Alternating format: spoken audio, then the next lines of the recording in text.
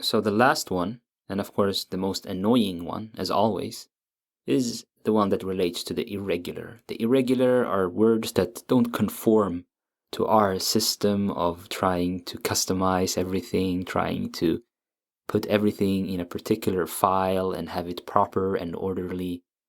Instead, these words, they give us a lot of headache because there's no systematized way of looking at them. So, for instance, in English, you have good, right? Good. And you don't say gooder, you don't say more good, but you say better when you want to compare. He is better. And of course, best. He is the best. For bad, you get worse, and of course worst. And then little is less and least. In Swedish, you have bra, which means good.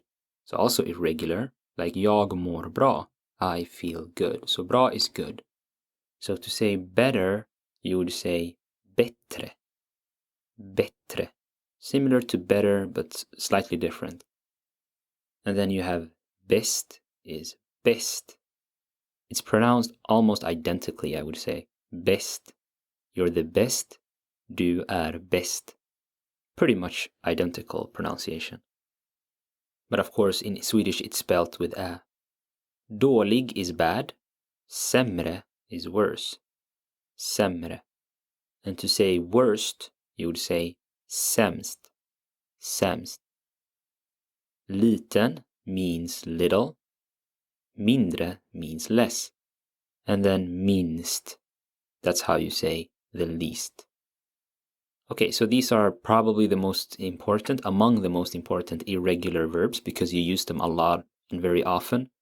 You say bra, bättre, bäst, dålig, sämre, sämst. So they are pretty good words to sort of practice.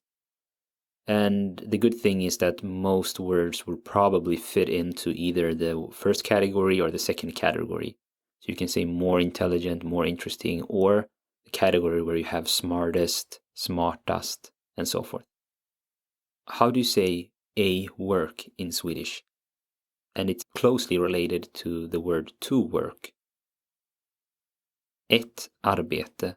So ett arbete means a work. You can also say a job, ett jobb. And to say to work, you would say att arbeta. So it becomes an a instead, att arbeta. So to say warmer, you would say varmare. So varm means warm. Varmare is of course warmer. So how do you think you would say warmest in Swedish? Varmast, varmast.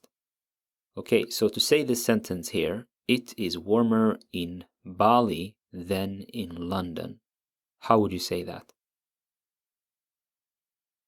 Det är varmare i Bali än i London. She has presented it better. Hon har presenterat den or presenterat det bättre, depending on the context. Our work is not worse than yours.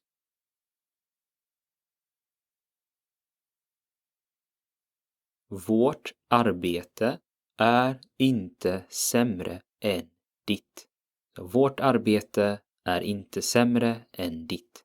And if you want to use yours for plural, it would be vårt arbete är inte sämre än ert. Do you need to be the smartest person in the world? So here you have a question. Do you need to be the smartest person in the world? So how do you say this? So first we need to know how to say need. How do you say need, to need? Att behöva. And of course, jag behöver, han behöver, du behöver. And the rest is pretty familiar. So how do you say, do you need to be the smartest person in the world?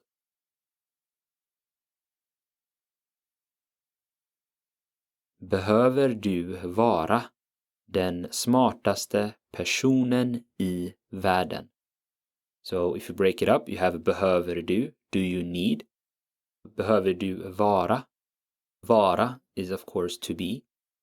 Att vara. Så behöver du vara den smartaste personen i världen. the smartest person in the world. Okay, so let's acquire a couple of new words. And one such word is the word for address, which is spelled almost the same. You have one D that's missing, which is very confusing. You always have to think, well, which one was the English one? Which one was the Swedish one? But for the Swedish one, you have one D. So you say en adress. An address becomes en adress. To say a store in Swedish, you don't have the word store or shop. Instead, you say affär or butik. Now, boutique is interesting because you do have this in English. You say a boutique shop, a boutique firm. So boutique, which comes from French, it is related to the Swedish word butik. So it comes from the same root. En butik, en affär. An affär can also mean like transaction. Vi gör en affär. We make a transaction. So anything that has to do with business, affär is usually related to it. So affärsvärld would mean business world. Affärstransaktion, business transaction. Just affär could mean a business or a deal of some sort. So affär is a very versatile word in Swedish. Whichever one is easiest for you, you should go with that.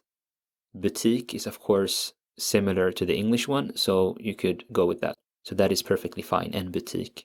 But in Swedish, boutique is not a specialized boutique firm or boutique shop. It simply means shop, boutique.